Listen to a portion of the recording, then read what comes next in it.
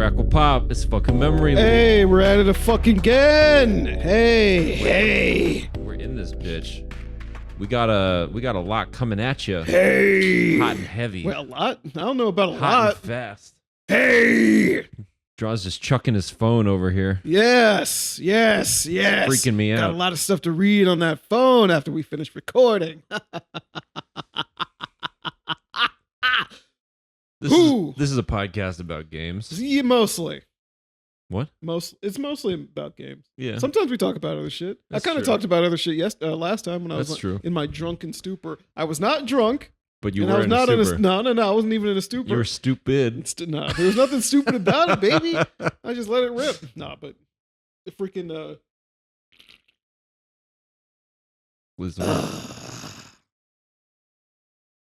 your name is Ben. Jammin'. Ben. Oh, Mine's Benjamin Head Crab. To Benjamin. head. Okay, and my name is What's your Geron name? Fireseed Geron. Whoa. And whoa. And we're back with another one. Look, not mad about anything today. Hilariously enough, even at the place that I decided to spend several hours at a day, I didn't get too fucked up, mainly because I didn't do much today. And that's a good thing. There just wasn't much to do. And there was enough anger and bad vibes being put out by other people that I didn't need to have that for myself. So here we are. What's on your mind? I don't know, dude. JT, dog. I've just been gaming. I mean, that's what one does when you What if, live in the suburbs and everything is safe and you have time. Yeah. That's true. Yeah. That's actually true. Or you just want to kind of shield yourself from the horrors. I don't Yeah, really have that's any true. horrors to shield myself from these days. Not right this moment. Been having a good They're year. coming, but Yeah. not right this moment. We'll see how long it takes. See Yeah. how long we can fight them off. Yeah, I have an idea of how long it'll take, but I'm not going to talk about that. All right, cool.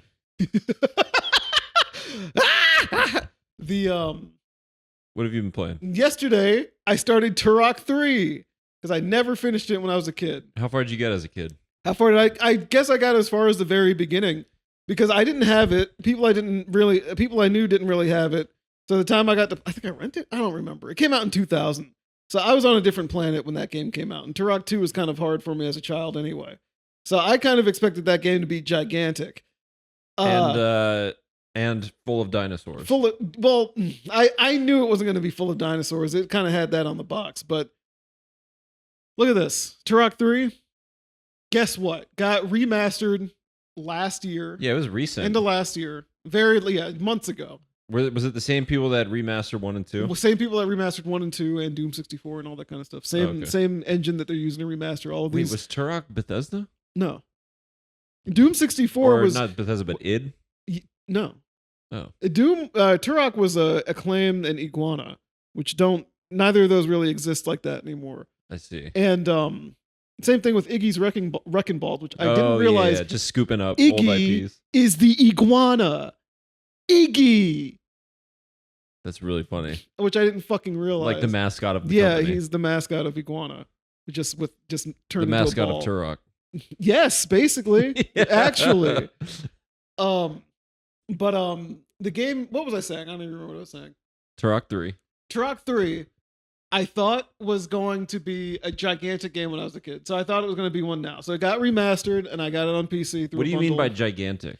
Like Turok 1 and 2 have big areas that just kind of have things in them. And you have to go find the keys and figure out which key goes to which world. And you have to go back to other worlds sometimes when you get It's got power-ups and backtracking. shit. It's kind of like It's open worldy. sort of. I wouldn't As call much it as it open could be world, but in it's N64? just- yeah, the worlds are just pretty big for a first-person shooter.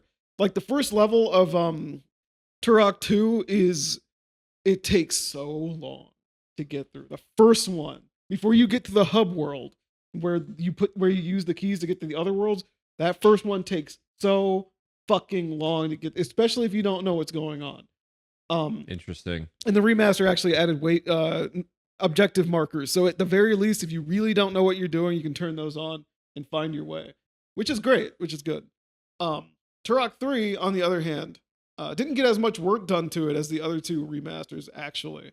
But I think the reason was because, one, it didn't have a PC version originally, and two, it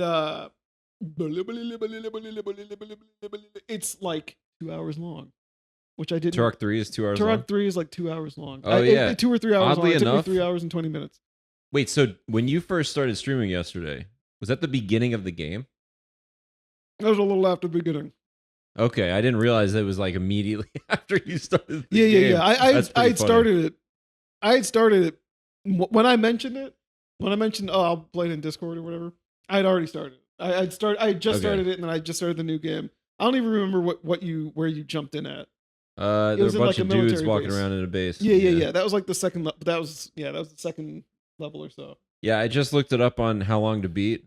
Yeah. Turok 1, 7.5 hours. Yeah. About what I would expect. Turok 2, 11 hours. Yeah. Not that much longer It than doesn't. Turok 1. That doesn't sound like that much longer, but for what it is, it's pretty. For what you're fucking doing, long. it feels like a grind. It feels like a long time. Yeah. Turok 3, 5 hours. 5 hours, and you know why it's 5 hours? Because there's 2 characters, and you can play both of them. But really, you don't. Their levels aren't that much. Their paths through the game are not that much different. One of them, the female fucking character, she Danielle, she can jump higher, and she has a grapple hook. You saw me use the grapple hook. The other character has night vision and can crawl into holes. His name is Joseph. Joseph Fireseed, not Joseph Turok, like the Turok reboot on the 360. Why'd you roll your eyes? Because they tried to make it in some fucking military, like, oh, my name is Joseph Turok. That's why it's not a title anymore. Yeah, it's the family of Turoks. Stupid shit. Wait. What was I like as somebody that never touched a Turok game? Turok means son of stone. Turok is just like the like Caesar. lineage of Turok will be the ones that protect the world from it's like Caesar. oblivion, basically. Right. Yeah, I guess it's like Caesar the monkey. Caesarian. So look, I'm talking a lot. I don't even know if I'm talking about anything anymore. But this game is fucking crazy because the second game actually really, really, really sharply foreshadows everything that's going to happen in this game. It's very strange the way they do it. And so I'm actually kind of glad I got to play through it and get a conclusion to a story that got started in Turok 2. Interesting. So is it sequential? Yes, it's Turok 1, Turok 2, Turok 3. There's no prequels. That's the order no of the story? Yeah. Okay. Turok 1, and then you play as a descendant of Talset in Turok 2, who is Joshua Fireseed. And then in Turok 3, it's 2 years after Turok 2. So it could just be a relative situation, but is Turok 2 worth playing? Yeah. Uh-huh. Oh. Yes. Because you make it sound like this big fucking grind, like a Witcher 3 type situation. If you're going to play Turok 2 now, you should absolutely do it with the remaster. Because if you don't, the moment you miss a key in Turok 2 on the N64, you're going to be mad as shit because the controls are not good. So backtracking and trying to figure out what the fuck you miss is going to be unpleasant. I see. Remaster, though, 1, you can turn on objective markers. So if you miss something, you just be like, oh, there it is. 2, the controls are way better. I see. The keyboard, mouse, fluid. I feel like, matter, did they adjust the difficulty for the fact that you're now on a mouse and keyboard? On Turok. On any of them? Turok 1 and 2 actually Seems like a massive advantage over an N64 controller. Yeah, but Turok 1 and 2 had PC versions when they originally came out. Interesting. So that they launched with fine. PC versions? They didn't launch. They came out a little later. Okay. And like Turok 1 and 2, the remastered version, you can choose between like the N64 version of the music or the PC version of the music. Oh, that's funny. And things like that. And you can turn all the new graphic effects off to make it look as much like the original as you possibly can get it. With, you're probably not gonna get it, make it look like a CRT. Though there is a CRT filter in Turok 3, which is funny as shit to me. That is funny. Because they don't use any of the original fonts that they were in the original game. So Turok 3 is like the most. I said they put the least work into it, but it's got the most changed about it because there was no PC version. Okay. So like they added the weapon wheel from the They added the weapon wheel that was in like Turok 2 and whatnot, and they made it more functional on a mouse, even though when you invert the mouse like I do, the fucking weapon wheel controls are inverted too. That's really funny. So I had to get used to that. So it truly just inverts the direction of the mouse. Right, yeah. When you're in gameplay, if you're up and down is just inverted. When you're using your mouse on the screen. It's not just the camera, it's all of the mouse controls. And they actually updated the graphics in a way where like textures and models got touched. Probably because the game is so small in comparison, they could afford to do that. Yeah, they had the time. Because in Turok 1 and 2, Turok 1 is basically unchanged except for the way jumping works. You jump higher, so platforming is easier. Turok 2, they added a ledge grab, and they added a ledge grab. Weird for an FPS to add. Well, Doom, like the modern Doom, yeah, that's but true, it's so that because Turok's jump is so fucking shallow in that game. Yeah, it makes certain areas a lot less unpleasant to have to just to navigate, walk back around through because you missed a jump somewhere. Right. And they also edited some of the level progression so that it made more sense, and they got rid of like load zones because they didn't need them. So like you get the shotgun in a more sensible place in Turok in the remaster than you do on the N64. Just a lot of different things are edited, but as Turok 3, I can't really speak to if the levels were edited because I don't think they needed to be because the game is so straightforward. Like I said, they changed some of the models, not changed. They updated some of the models, they updated textures and stuff like that. And you can't revert them.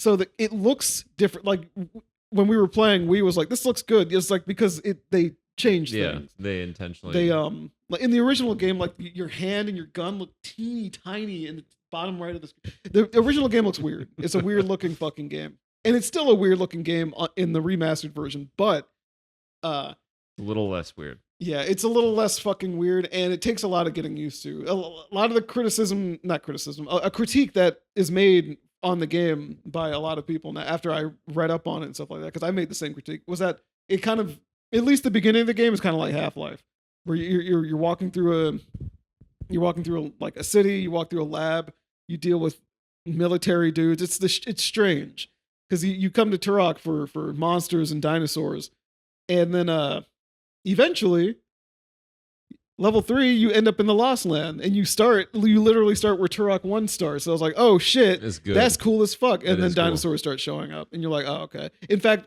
the Fireborn from from Turok 2 show up toward the end of the level too. So I was like, oh, this is like their send off because they know they were kind of done with this. I mean, that's pretty cool. That's a good way to do it. Yeah. People that like stuck through it, you know? Yeah. Is 3 Seeds of Evil or is that 2? 2 is Seeds of Evil, which is fucking crazy. Now that I've played 3, they were doing this in the first place. They knew. It's literally called Seeds of Evil because among the main story of the game where you deal with like this insect guy named the Primogen and stuff like that, they're literally like they put pieces of Oblivion in the world, and you find these. I'm not Oblivion gates. That's from Elder Scrolls, but you find little bits and things that you fight little Oblivion guys in and all that kind of stuff, and they have weird voices and shit, and you get nuke parts from them, and at the end of the game, Adon, which is like your navigator, your guide character, it's mentioned that, you know, the whole threat of Oblivion is not over, and we have to like get ready for it. Yep. And that's entirely what the third game is about. They show up at Joshua Fireseed's house. They shoot him to death, quote unquote. Then you have to pick a new Turok, and you know, you play through a game where you're not only just trying to avenge the hero from Tekken 2, from Turok 2, you're trying to eliminate Oblivion, which was the whole point of the Turok's existence in the first place. So it's like Turok 1 was more about presenting a new first-person gameplay experience on a new console that can render 3D. Turok 2 was about expanding that and making it more like Metroid-like, which is where a lot of Metroid Prime gets some of its DNA from Turok. Oh, interesting. And then Turok 3 was straight up 100% about concluding the story. Yeah. Like they don't care about you exploring or anything. It's so straightforward. That's kind of tight, actually. The remaster doesn't add waypoints or anything because the game is so fucking straightforward. You don't have to look for keys to open new worlds. You just go point to point to point to point. You might need to hit a switch or two. You might need to figure out like, oh, where do I need to jump to get to this spot? But the game just goes. And I think that's actually to its advantage because you like Turok 1 and 2, dog, loading those back up and playing them from the very beginning right after you finish it, daunting. You don't want to do that. I see. Turok 3 with the 2 characters, you can start up the game with the other character and not feel like you have to commit, because now, one, you know the world, like you know the worlds in the game, and 2, things are slightly different, and 3, the first run of the game is like 3 hours long. So the next one, what's that going to be, like an hour and a half maybe? And if it's really that short, that game might enter my party trick games where I can just play them in an hour. You blast. Yeah, literally play it start to finish in an hour and be like, oh, well, I got what I needed out of it, and it's cool. It's great. Was Turok 3 also N64? Turok 3 is N64 only until now. Oh shit. Okay, Yeah. So all 3 of them were on N64. All 3 of them were on N64. That idea is kind of crazy. Yeah. I feel like there are not a lot of franchises that started and ended in the same console generation. And the reality of that is there was a 4th Turok game with Talset. No, not the reboot. There's a 4th Turok game called Turok Evolution that came out on like PS2, Xbox, GameCube, and PC, I think. Oh, interesting. And it was not very good. Yeah. And it went back to like being long as shit, but it still had a level structure. Was it the same team? I don't remember. Like any of the same I'm not terribly aware of that, actually. I know some of those people went on to be like Iguana went on to start turning into Retro Studios. Right, which is where Metroid Prime. Which is where the Metroid Prime stuff comes from. But Turok Evolution was a bit of a mess of a game. Turok Evolution was Acclaim Studios. Like internal Acclaim, I guess. Yeah, Austin. I mean, if it's Acclaim, Iguana. It's Iguana. Okay, if it's Acclaim Austin, then it's the people that did Turok 3. Yeah. That's it, straight up. It's the same people. Yeah.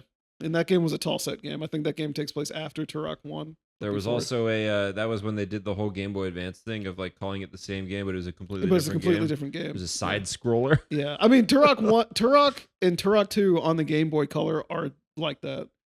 Oh, and it's a prequel. It's a prequel to what? Turok. To Turok 1? First it's a prequel to it. Oh, that's crazy. Okay. So I guess you meet the campaigner in that game.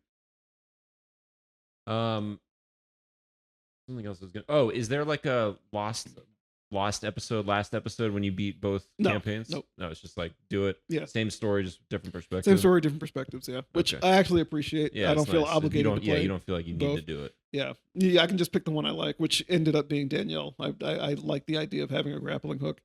But I did miss the other character has a like sniper weapons, like a sniper crossbow and a sniper rifle. Those would have been really nice. I think those would have been nicer if I had to those would have been required rather if I were playing on N64 with blurry ass 240p resolution. Right. But because I was playing on a computer monitor, at 60 FPS, all that with a mouse, I could use my pistol as a sniper rifle sometimes. I was like, okay, this is fine. Yeah. But I think I mean, that's the nice thing about remastering old games is that you can just let people be funny with it. Yeah, exactly. exactly. You don't have to care too much. Yeah, you can just about like the balance or whatever it is. Yeah. You just kind of, if you remaster a game like that, just make it comfortable. Yeah. As long as it's comfortable, I don't give a shit, really. Because a lot of people that are coming to a remaster aren't coming to it to be impressed. Yeah. I mean, they aren't coming to it to be specifically challenged in the original way the game was built. They're coming at it to just like a time play capsule. the game. Yeah, to see the game. Yeah. And that's that's how these Turok remasters work for me, at least. Like work in my opinion, I should say. Because I wouldn't recommend anyone play these 3 games on the N64 at this point. Which is funny because they added it to the Switch Online app. Yeah, they added the first Turok to the Switch Online app, but the remaster is on Switch. 2 and 3 are coming. But that's so silly. No, but that actually tracks to what they do. Like, They have launched the original versions. games after a remaster comes out. 'Cause it's like, well, we're truly not losing anything. Right, exactly. Yeah, like nothing's been like Link's Awakening, right? They launched Link's Awakening right after. There's a remake after, and then Switch Online. Excuse me, holy shit, cut that up.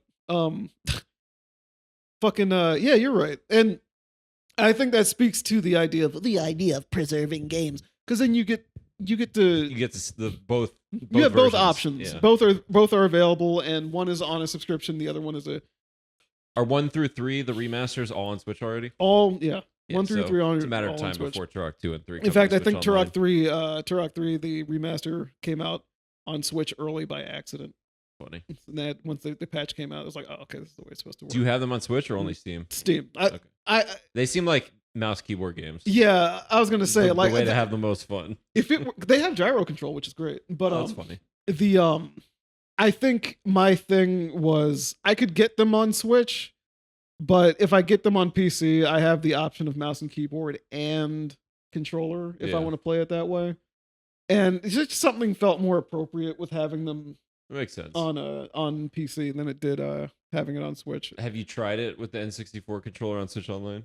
Which one? The original first game? Turok on Switch Online. On Switch Online with the controller? Yeah. I played quite a bit of it. Oh, okay. Yeah, like the game's fine. It didn't age as poorly as 2. I think 2 has really laggy control because they tried to include as many graphical effects as they could create. Yeah, like as they could figure out on the N64. And the game came out in 1998. And if you play it in high res mode with the expansion pack, yeah. But anyway, the controls are like half a second late all the time anyway, so it's really rough to play. Turok 1 isn't like that. It's a little more punchy, but as a result, or as a trade-off, the visuals are very bland. Yeah, they're very gray, and they're very samey. Yeah, like everything looks the same. You get used to it, and the benefit of the game being faster is actually a pretty big boon because it's more arcadey. Yeah. Like, do you think that was an intentional artistic choice, or do you think it was more a function of budget and time span and familiarity with the technology? Definitely more a function of like N64 is new. Okay, we're gonna try to release within the year, like within the first year. So they put something together, and people tend not to remember this, but Turok is based on a comic book. That's funny. So who buy? I don't know who has it now. I think fucking DreamWorks has Turok now. Where's the Turok movie? Yeah, that's what people have said before. Actually, I'm kind of surprised. I feel like that's, ripe for. Oh shit! This is an old ass comic book, 1955. Yeah, that's crazy. First appearance 4-color comics, published by Western Publishing through licensee Dell Comics. Published by Acclaim Entertainment. Yeah. Looking through the publishing history. Yeah. Oh, Dark Horse, I guess. Oh, Dark Horse must have had it at one point. Yeah, they did a new Turok series called Turok Son of Stone. Oh, there you go. In 2010.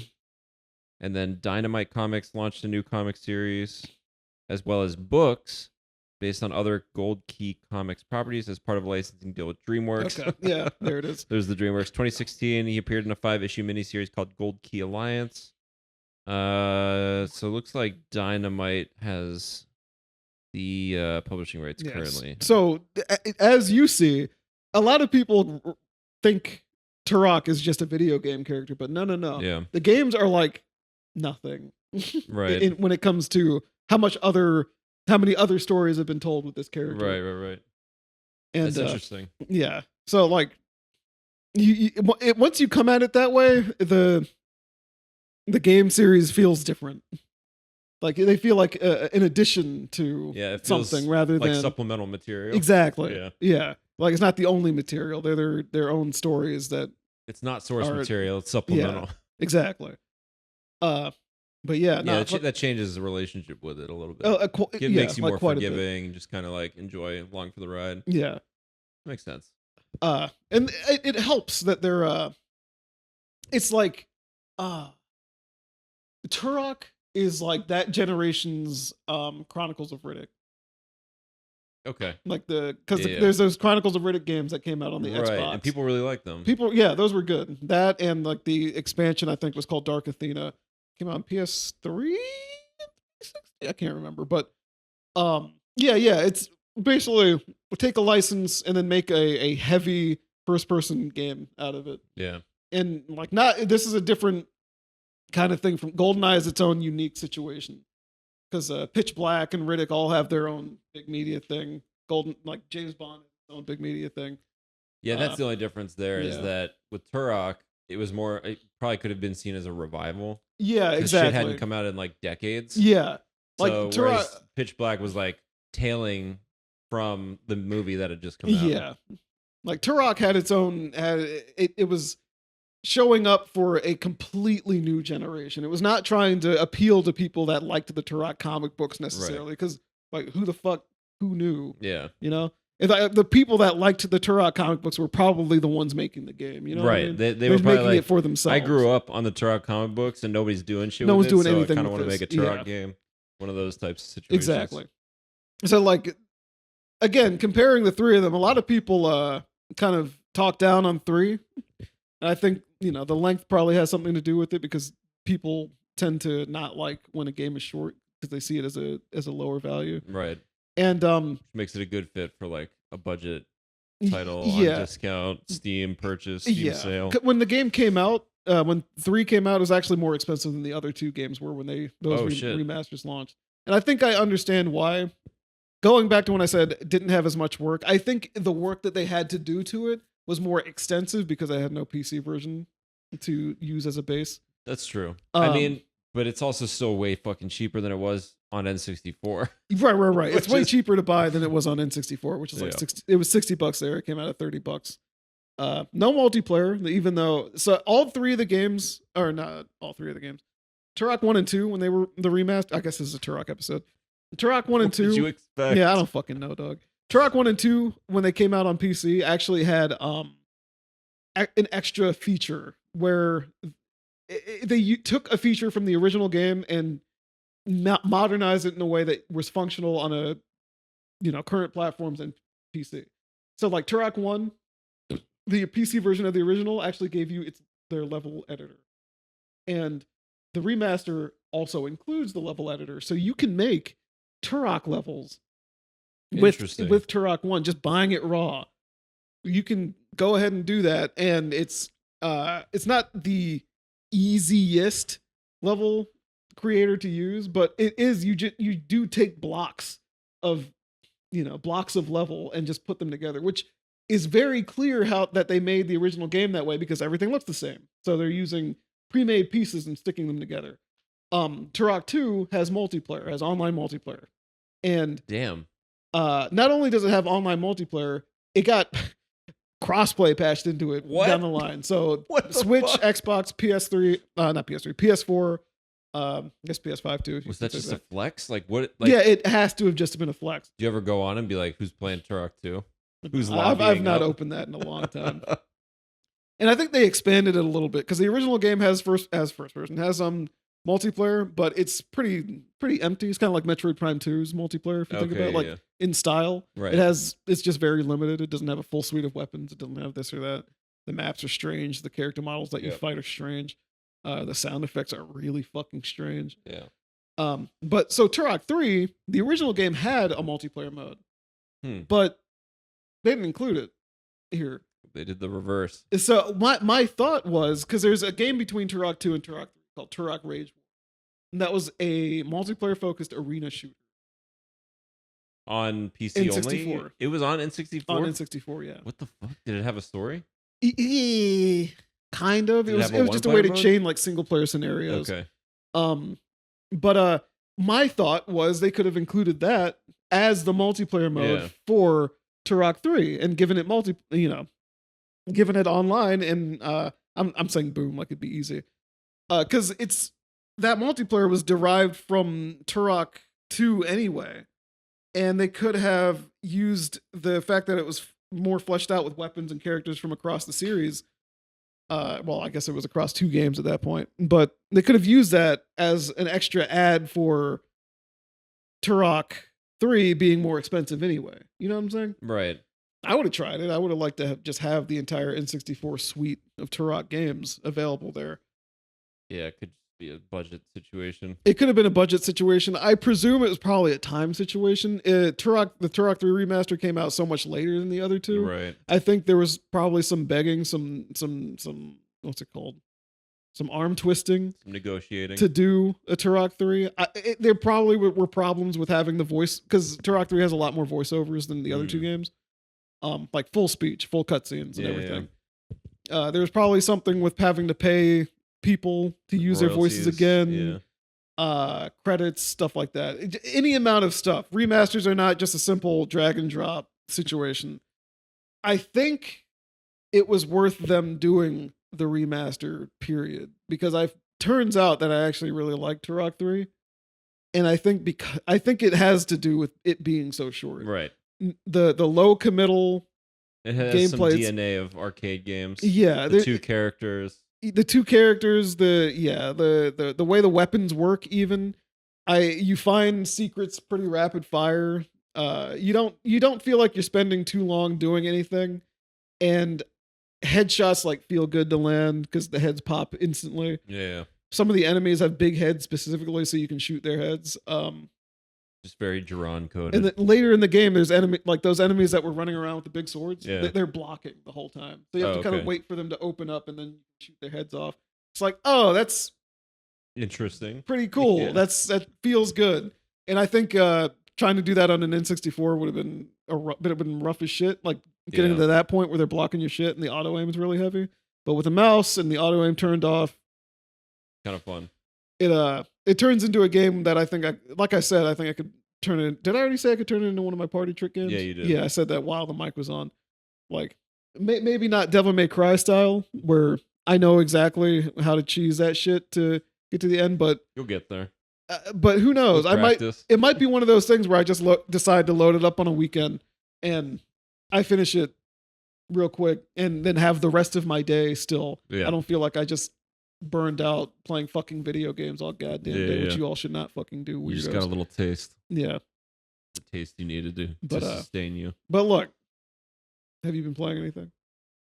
I've been playing a lot of shit randomly, dabbling. Yeah. I've been playing the Kingdom Hearts collection. Oh yeah, because I have an illness. That's not an illness. That's it's a good thing. So I can talk about the Kingdom Hearts games at some point. That needs its own episode, probably. Yeah, I probably should. There's a lot at least to talk finish about there. 3. Yeah, but I mean, I can still talk about them with you. It's all good. Like I know what's going on. I've experienced. I was more going to talk about it from the perspective of replaying the older ones for the nth time, but more as an adult thinking more critically about them. Yeah. Because I might have some hot takes for the gamers out there. I will say, before that happens, just as a preempt, I think the older I'm getting, the less critical I'm starting. I'm on the other side of the bell curve. Where I'm sometimes I'm just like, can this just? It's like as long as this is fun and brainless, at least I can not think about the actual bullshit I got to deal with. Well, and I think that's been a big part of it for me too. Yeah, it's like how much of this is like how do I classify fun in this age and stage of my life, right? And like the way that I'm spending my time, and it has altered my perception of some of those games and the way that people engage with them. It's been interesting. I'm mostly looking at the older games. So I don't. You've played. All the older games. Yeah. Did you ever play Birth by Sleep? I didn't play Birth by Sleep. I've seen all of it. What do you mean you've seen all of it? I watched somebody play on it. PSP or on the remake? On the re-release, the console version. Oh, okay. Yeah. Interesting. What about Days? Did you play Days? I have not played Days. I know about Days. I have not played Days. I know what happens in Days. I don't have. Huh? You had a DS? I have a. Yeah, I had it. I have a DS. Oh, okay. But it wasn't for you. What did I do? I remember I bought Recoded for somebody. For somebody, I've actually never touched Recoded. Oh, I can. That's get it. That's probably the only game I've never touched. Yeah, she probably has. I would like to touch it. I don't think I'd be willing to spend money on it. Yeah, it seems like a really superfluous game. Yeah, it's like people say Chain of Memories or just Chain of Memories is a superfluous game, but Coded seems like a really superfluous unimportant game. Yeah. And I watched in the remasters they I don't want to get too far down this rabbit hole. But in the remasters they instead of actually adding the games for Days and Recoded. It's just movies. They're movies, yeah. And I watched the movie for Recoded. And I was like, I don't even think I needed to watch the movie. It's so nothing. Unimportant it seemed. But yeah. You play Dream Drop Distance? I played some of it. Did you have it? I didn't have it. Oh, okay. Yeah. I didn't have it.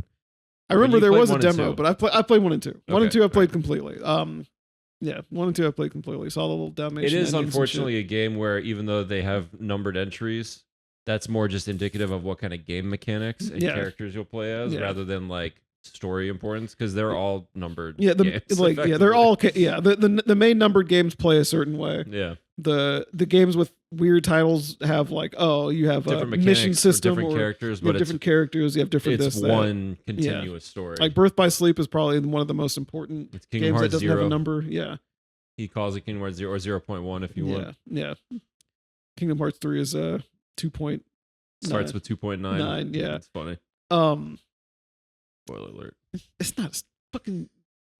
You see that shit within the first few minutes, dog. No, I'm gonna deep dive into these games. What I Yeah. like, what I don't like, Yeah. things that people appreciate, things that overhype, Yeah. underhype, so on and so forth. We'll get into it, Yeah, but but that's for another time. I do also want to mention that kind of under the radar, mhm. Nintendo's got like kind of a banger holiday season lined up. Yeah, Like yeah. I was looking at it, I was like, this is tight. So I bought vouchers because Oh, you I got hadn't bought vouchers ready? in Yeah, a while. yeah.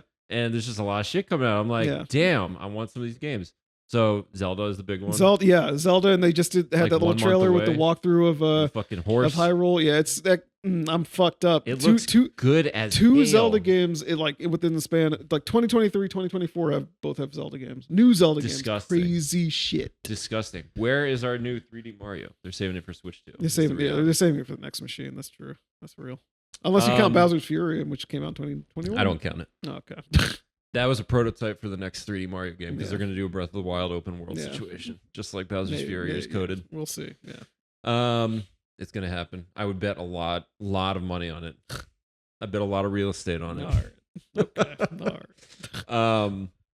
They got that. They got Emio the Smiling Man. Yeah, I could probably talk about Famicom Detective Club. I don't think I talked about that yet. We've never mentioned it here. Okay, so I bought the first 2 games because I don't know. I've never really played visual novels much. Yeah. I never that's played not Phoenix something- Wright. Never played fucking any of them. So I kind of want to start at the beginning, so to speak. At 'cause a beginning. I at a guess. beginning, of the visual novel genre. Yeah.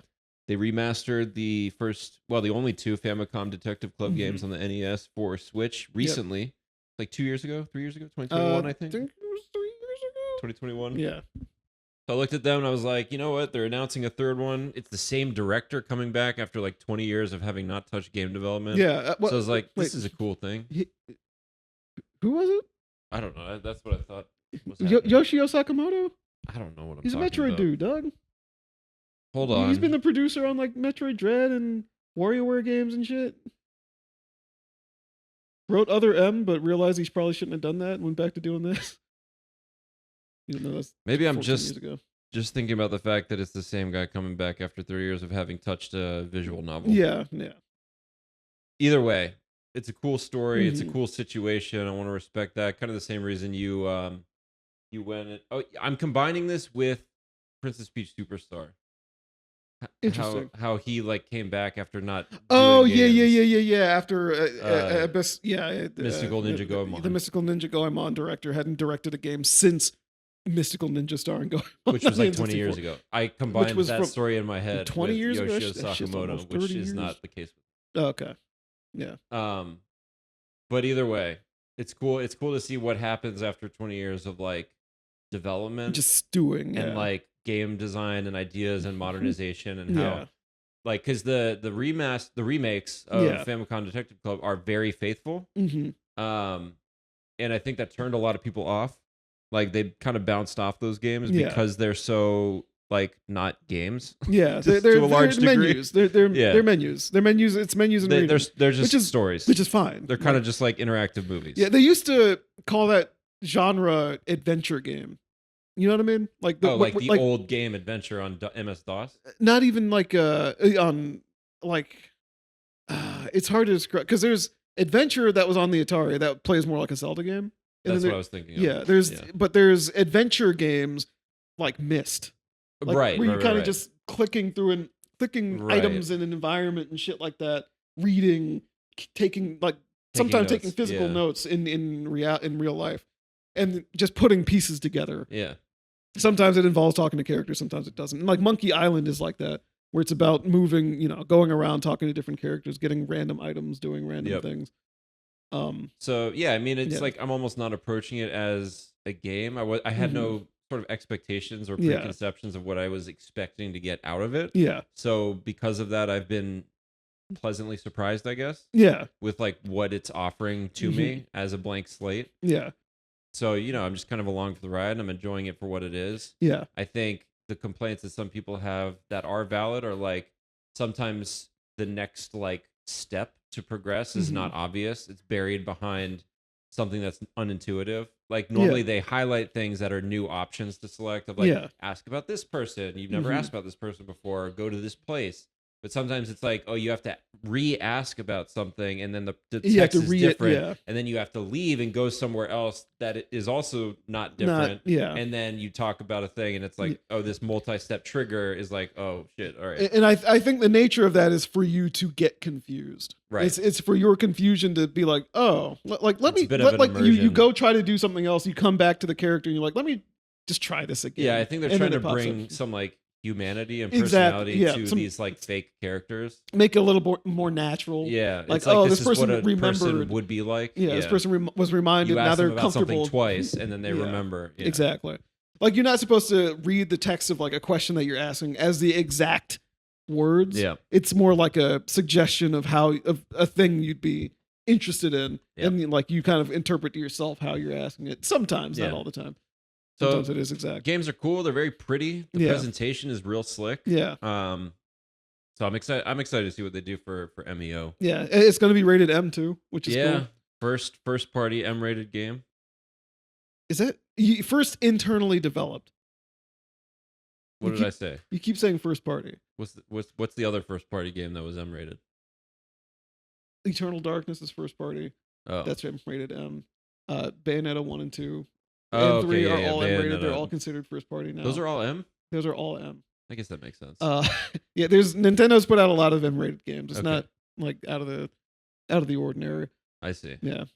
It's just who's developing. It's just who's developing. I see. Typically, Nintendo doesn't make the game that has the M on it. They they just will are pay the for it. Distributor, owner of the license. And even when Rare was doing that, the games that they had that were rated M, they actually didn't publish. Rare published them. Like Perfect Dark, that's Rare's.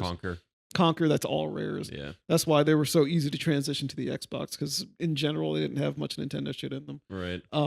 Outside of Perfect Dark having Shigeru Miyamoto's head in it. Oops. But that's true. Yeah. So Famicom Detective Club, I've been dabbling in. I think I already talked about Paper Mario on one of the episodes. Yeah. Paper Mario has been brought up. Kingdom Hearts. Oh, and then the games that are still coming out. So MEO. Zelda. Yep. Mario and Luigi. I'm excited to play. Yeah. That's what I used my 2 vouchers on, was Mario and Luigi and Zelda. Oh yeah, there you go. See, I had a taste for Super Mario RPG. I was like, you know what? Let's not play that again. Let's just wait till Brothership comes out. And play that. Yeah. So that's doing Paper Mario and then Paper Mario 1,000 Year Door, and then Brothership is going to be a good sequence, especially because before Paper Mario, the last one I played was Mario RPG, so I'm going to get the flavors of all three. All 3 Mario RPG series. Yeah. I hope they fucking come out with another Paper Mario. That's an RPG, a proper RPG. They probably will. I highly doubt that they're done with that series, considering Origami King came out and Origami King actually still gets attention in like other games and shit. Like the new WarioWare has you use little spring arms and that shit. Yeah, they'll make a new Paper Mario. I think it's probably going to have another weird combat system that people are going to act like they don't like. We'll see. Have you touched those games? I haven't touched Color Splash or Origami King. When people say that multiple times, I thought about. They say they don't King. like it. Yeah. I think I feel like there's a reason for that. Yeah. I mean, there's this definitely one feels like definitely a real reason set for of complaints. Yeah. Especially with how good 1,000 Year Door is. Yeah. Like, it's a damn fucking shame. Yeah. Like, 1,000 Year Door, again, I know I had an episode about it, but all of the depth of mechanics that they added to both Paper Mario and depth compared to Mario RPG is crazy. Like the super guard shit and the fucking an extra button to block with. Just like you have more. It has a lot of depth to it that they just said we don't need to engage with this anymore. We're out of ideas. We're gonna go and do something completely different. Yeah. Like, come on, man. Like you've had 10, 20 years to stew on this now. Sticker Star was for fucking dickheads. I can't believe they Oh. made that goddamn game. That game pissed me off. So I mentioned it before, The but that fact game that made they me. went from Thousand Year Door to Sticker Star is like. Well, there was Super Paper Mario. That's true. I did like Super Paper Yeah, Mario. that game was okay. I think it drags at the end, but I think the Yeah, first it's three not Paper perfect. Mario, It's not flawless. the first three but Paper it's- Mario games all it's- drag at the end to me because they make you do I don't think things. the first. I guess The first one does too. Yeah, it's not as bad as the way I felt about Thousand Year Door though. But Thousand Year Door added warps, so maybe it's not. It feels a way big deal. better. Yeah, Well, I mean, I didn't play it all that much in the original release, GameCube, yeah. but just the vibe of the game is way stronger. yeah, Granted, I am now on the last chapter, so I'll let you know if it's still dragged. yeah. I mean, I have the game, so it doesn't really matter. Oh, I yeah, still true. gotta play the remake That's true. myself. But So Brothership comes out. I'm excited for that. yeah. I mean, even Mario and Luigi games though, like I kind of bounced off of them after Inside Story. I've heard they're very like whatever. Like I they're didn't fine. play Dream Team or Paper Jam. Did you play them both? I did not play them both. Oh. I played 1, 2, 3, and then the 3DS games came out. I didn't care anymore. Yeah, I didn't. That's There was how it something weird about the way they looked. I was just like, oh, I can wait. Yeah. I just never picked them up. Yeah. Slightly regret it. I could have bought both of those games before the story went down, but I whatever, have them who both. cares? It's okay. Oh, there you Physically. go. You can borrow them if you want. Yeah. I mean, I just wanted to have them. You know what I mean? I do. Just I do know in what you case I mean. wanted to Touch it. hop in at some point later. Yeah. But You probably never will. And yeah, if they ever deem it important to pop in, they'll probably remaster it. they're probably dog.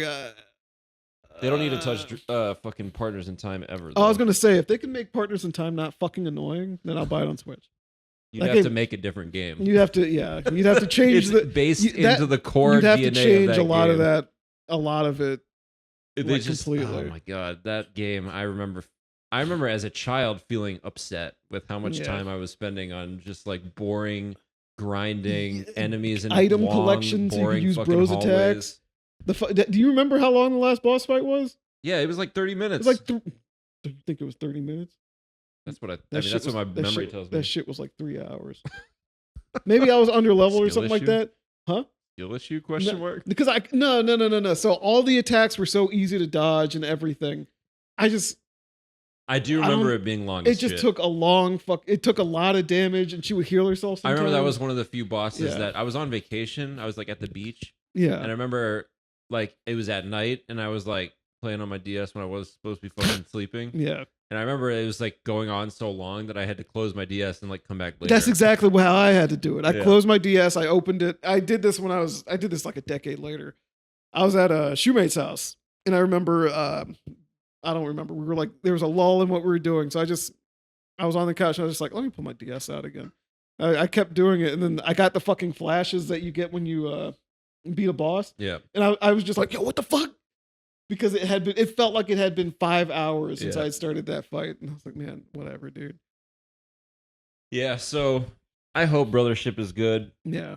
People even say the remakes of the first one and Bowser's Inside Story are like kind of whatever compared to the Mhm. original games, which is sad. But That is Alpha sad. Dream's dead as hell, so Yeah.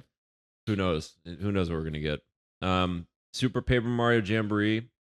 I'm tentative- Super Mario Party. What did I say? You said Super Paper Mario. Oh Jesus!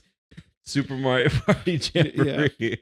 I'm tentatively excited for. Yeah, I have I'm- strong feelings about Super Mario Party. Yeah. Um, I'm excited to play it. I'm not probably gonna buy it, Yeah, but you know how again, it we goes. already talked about that one too.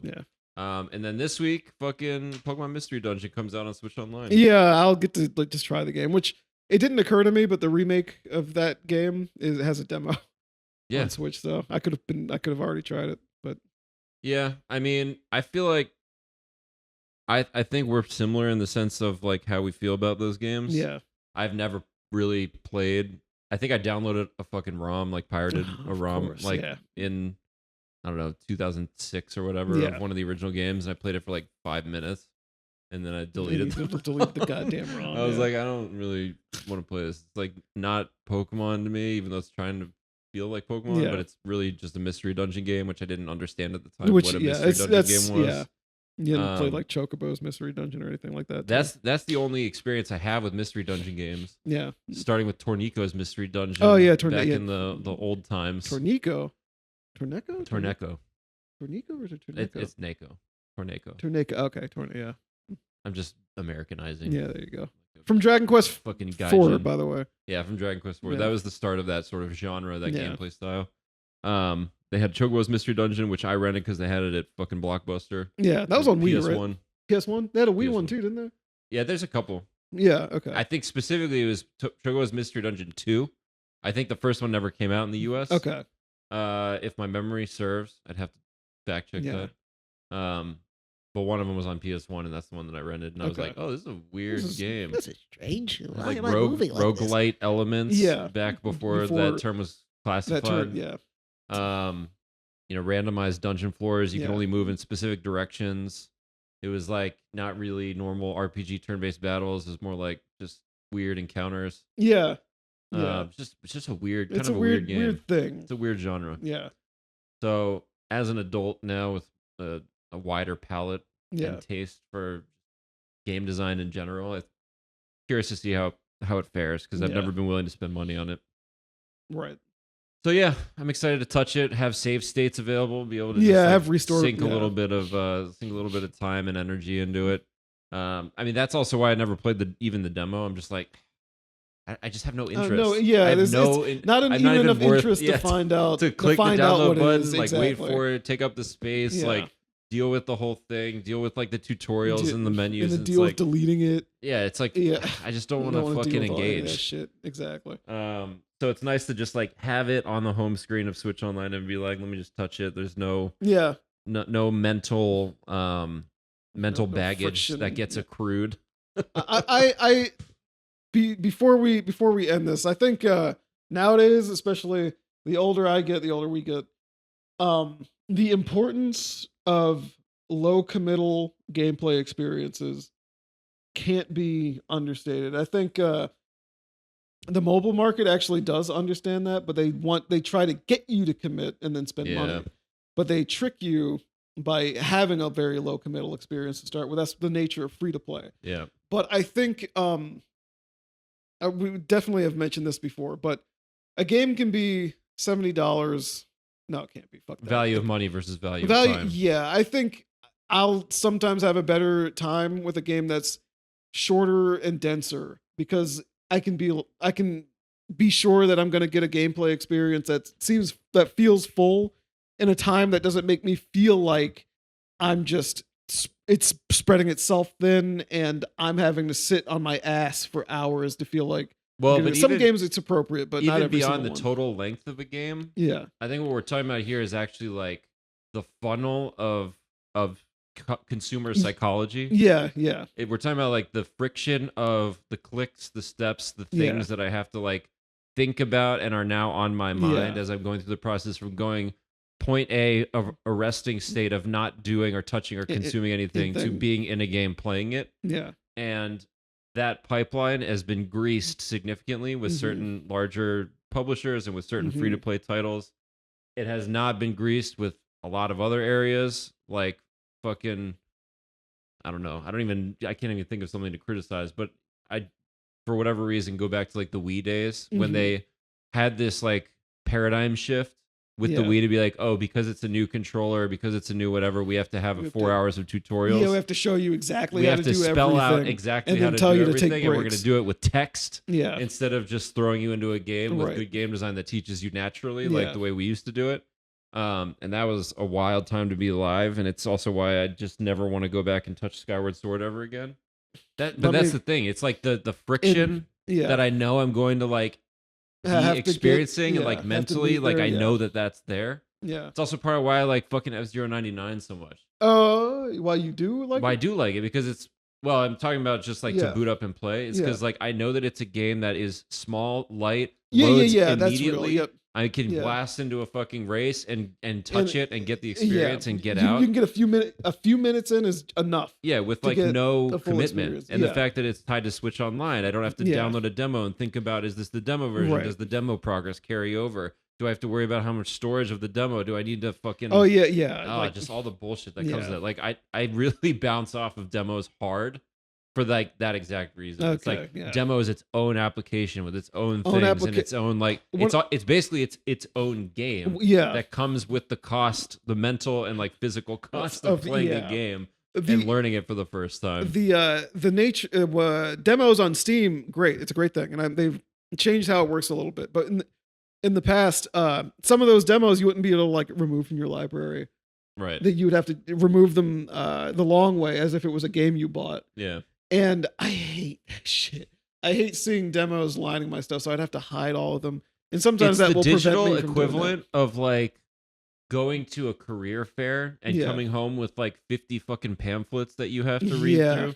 And it's like, great, it didn't cost me anything, and now I know what kind of experience I might get, but now I have 50 fucking pamphlets that I have to like throw away and like feel like I'm wasting. And it's like, it's just bullshit. You don't want you know any of what I that. mean? It's like when you go, it's like when you go get a bunch that of builds up. You go get somewhere like a fair, it doesn't matter what it is. You get a bunch of business cards, and you're like, your wallet gets filled with them, and you don't want to throw them away. Yeah, it's like any convention where you get free swag, and the swag is supposed to be cool and enticing, and like get you to talk to them and like learn more, and like the swag might be cool, but it's still fucking like this bullshit. It's taking you space. Know what I mean? It's just it's taking mental and physical space, and now I have it, and I need to know what to do with it. I need to figure out something to do with it. I have to touch it, and like am reminded that it's here, and now that like after like my cost as a human continues to go up as a price of being on this earth. You have there's some like a slight emotional toll from that, even though it's nothing, even though it'll be forgotten about in like however long. Sometimes I was digging through my drawer, not digging through my drawer. I was digging something out of my drawer, and a stack of business cards is like in the way of a stack of gift cards. Yeah, and I saw it, and I see like I had a fucking card from ESAM. With their old Panda Global fucking logo on it. I was like, why the fuck do I have this? It is kind of funny that you have it though, and you can kind of be reminded that you have it. Yeah, I'm just like, there's value to that element of it, but I don't. Does he even play the game anymore? Does I don't fucking know, dude. I don't pay attention. Panda Global doesn't exist anymore because that's true. Up. They fucked up trying to sham Nintendo sham other tournament organizations out of their Nintendo sponsorships. That's true. Which is funny shit. It is funny shit. But, okay. I think digital decluttering, digital fucking what's her name? The Netflix cleaning guru. What was her name? It starts with a K. It does start with a K. I can't remember. I can see her face. I can't see the name. It bother me actually. Yeah. The cleaning method of like, does this bring joy? Bring joy, yeah. Marie Kondo. Marie Kondo, that's right. Okay. I feel like there's going to be a point where people start Marie Kondoing their digital assets and digital lives. Which I feel like has started a little bit of like, oh, I'm going to get a dumb phone. Yeah. Like I'm gonna get rid of my apps. I'm gonna get a phone that has no storage. Yeah. That's like that's a good first step. But what I'm talking about is like taking that minimalism to the digital extreme almost. Yeah. It's like, yeah, you could have 1,001 megabyte apps, but you could also just not have any of them and not have to look at them and swipe and like think about the fact that you have that shit. Yeah. And you don't need them all to be updating 24/7. Like people, I sometimes I will turn off cloud storage on like Google or whatever, so that when I take pictures on my phone, they don't all end up in my Google Drive, because then I go there and I delete them from my phone, but then I see they keep telling you to upgrade tons of photos of shit that like I took these photos because I was just trying to get another. I was trying to get another shot. I wasn't trying to keep all these. I wanted just one of them. There's also so many screenshots that I sent to be like, look at this thing, like a moment in time. Yeah, it tries to make. And I did not mean to historically save it forever. Yeah, I just. In fact, it actually makes me upset to see it, and I'm like, oh, I did not want to be reminded of this. To be, yeah, it's that shit's despicable. That's like, I feel like that's why Snapchat still exists. Yeah, is because people value the transience. Of some of these digital assets, and I think speaking of like digital shit and like the digital physical, all that kind of thing, I think there is a little bit of value in certain digital shit just kind of going away. Yeah. I don't think everything I in the perfect world, I think everything would be accessible digitally, legally. Right. But I also think it's impossible to believe that every digital item will be available forever. I think like the Xbox 360 store was taken to, like the store on the Xbox 360 specifically, because you can still get 360 games on the other Xboxes. That was removed. What that means is you can put your fucking 360 away. Yeah, What that means is you don't have to think about your Xbox 360. It's done. it's gone. What you over. have on it is what you have on it, and you're not getting any more stuff for it. That is kind of liberating. Yeah, Because now it's like oh shit, when will I want to play this? No, you just don't. It's over. You had 20 years. yeah. Didn't do it. Okay. Let And it go. frankly, I sound like a fucking shill every time I say Yeah. this, but that's the Nintendo Ugh. mindset of like, yeah, we don't give a shit about trying to keep everything available at all all times. the time. Yeah. If we're gonna make something available, it's because it has like importance, As there's some kind of value to them. and we're gonna make it available to it, based and on then- what we're doing now, not Yeah. based on what we were doing then. You're right. Yeah. It helps that the Switch is a confluence of all their past ideas and technologies. Yeah. It's such like a it's very good good, fucking but it's thing also about it, why yeah. like the Wii and the Wii U did not have, all the historical games Yeah, on it, because they yeah. were like, we want to do something different. We want to bring Yeah. things forward. Forget about the past. Mhm. Just fucking Focus on what we're doing. focus right on what now. we're doing right now. Yeah. Preservation. We care about it. We hear you. Yeah. There's a time and a place. A lot of that kind of thing comes down to the person who bought the item. Like if you buy something digitally, you need to learn and figure out a way to back your shit up. Yeah. Even if it has DRM, there's usually ways to crack it. There's usually ways to figure out a way around it. You need to be smart enough to know if I'm going to spend money on a digital asset and I want to keep it in perpetuity without having to worry about if I'll be able to re-download it or not or something. You need to do what you need to do in order to keep. Like Steam lets you back your shit up. Actually, you can back your stuff up. It'll still has the DRM where it needs to call back home, but you can put it on a hard drive or a cold storage SSD or something like that. Yeah. Not worry about it. Even this is going to sound insane. I bought a so if you take care of a DVD, it'll last for a really long time. It'll last like a century. Yeah. So you know how I ripped all of my cartridge-based games, right? Yeah. They're small. They're small files. Yeah. I actually moved all of those to archival DVDs. To DVDs for my own personal archival purpose. And if anything happens to them, at least they're on. What I'm trying to understand the insane part is because they're on a DVD and not on like a hard drive. And it's insane because I went to the trouble of doing it. I don't think a normal person would do that shit. But I mean, the all challenge of you're my going to have is how accessible are DVD readers are going to be DVDs later. You're right, but at the very least, I know it's on something. Yeah. I have a DVD that has somewhere will have a way of reading it. Yeah, all of my Nintendo 64 games as they were ripped from the console, plus the save data that was on them, are all on a DVD that I can just make copies of. Like I can copy back to a PC or something like that after the fact, and use an emulator to run it, or put it on an SD card and put it on a flash drive, and I put it in a in a like a flash cart and use it on the real hardware. Shit. Yeah.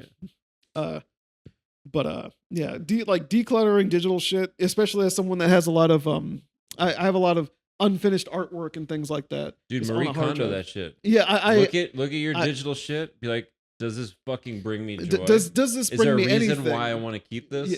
And a lot of the times I do have a reason to keep it, and I have I very mean, specific there's plenty ways of older shit that's gonna make you feel that way. Like games you grew up with, music albums you grew up with, movies you grew up with. Like there's tons of that shit. There's like you're gonna want to go back and show your fucking progeny all this shit that you grew up with. Exactly. And, see what their reaction is in a modern world. Yeah. Which will probably be negative. Which will probably yeah. I mean, which depending, is fine. It's like even if it's met grandpa. But even if it's met with apathy, at least you get to have your answer. There. You know what I mean? Yeah. Interaction there. You're not wondering like what if they didn't get to see it. And most of the time, like kids don't want to see your old shit. They don't really care that much unless they're very, very, very specific, interested in it in a specific way. This shit's not going to come with you when you die. That's just going straight to the fucking pawn shop or the trash pit. Which is fine, right? At least there's the choice. Yeah, which is nice. Yeah. And I think that's where the Marie Kondoing comes in. I guarantee that like 90% of people's fucking devices, whether that's PC, computer, fucking game systems, phones, whatever it is, like even just digital account storefronts, like the majority of the shit you have in there, you don't fucking care about. You're never gonna touch it again. Yeah, you don't want to touch it again. It's just data. And it doesn't make you happy. Yeah, so it's like the time is now, bitches, to fucking declutter digitally. Like Hire fans to whoever fucking comes up with an easy way to like to do that. sift through your shit. Yeah. But all right, yeah. Hire fans will return as with anger one day. I'm ready for it. The anger that I usually feel Hire this For- man. for ugly fan projects. But I think I've become more forgiving. I for did them. see a really funny one on a Sonic subreddit. Oh, of course, it's on the Sonic subreddit. Um, See, he's on the Sonic subreddit, not me. I don't It- use Reddit. I don't check Sonic shit. It's him. I don't. Why you make stuff up about me? It's him. Who are you talking to? I'm talking to the Did somebody refer to something? plenty of people. Did The- somebody mention something about people- you going on the Sonic subreddit? No. But people that know who they are. Who? No, I'm not naming names. People that know who they are. So I'm not actually like, I don't know what the word is, following this subreddit, but I do get algorithmically recommended some of the posts. I Mhm. can't even fucking find it now, so I can't call it out. All right, that's that. God damn it. It made me laugh pretty fucking hard though. And he was like, what do you guys think of this Sonic fan game? And it was just a logo. And it was like Sonic Accent or something like that. Uh-huh. And it was like in Sonic Mania style, but like purple or whatever. Oh, okay. Was the font. And people were like, do you have gameplay? And he's like, no, it's just a logo. I wanted to get it's just a logo. Gameplay will be coming soon. And they're like, dog. What there's There's nothing to Nothing to talk to. ab- He's like, I talk just wanted about. to get people's feedback on the title and the logo. I was like, I enjoyed that. It was funny as shit. that's a little embarrassing. Like you could have genuinely thrown this through Chat GPT And just in 5 seconds. Yeah, just spit something out for you. and like that's what you're trying to get feedback on Yeah. right now. Like, is this real? He might have been a bot. Who It what do probably. I know? mean, I've seen a lot of bot articles in online recently, within the last year at least. So it sucks, nasty. Yeah. But okay, All right, let's wrap it up. yep, sun's setting. If you our like this lives. shit, give us a like, a comment, a subscribe. We're on Spotify, iHeartRadio, Google Podcasts, Apple Podcasts, Podbean, iHeartRadio. I said iHeartRadio. You did say iHeartRadio, Um, but if you didn't, you said it again. YouTube. YouTube, Did I say everything? you did. Okay. Or send us an email at thememoryleaguepodcast at gmail.com. Is it the Memory League Pocket? That's the You email. know what? I don't actually know. Fuck. We need to start checking. Oh it shit, we really need to check. I'm it pretty now. sure it's the Memory League Is it Podcast the okay? That at makes sense. gmail.com. Well, All fine. right. Until next time. All right, bye.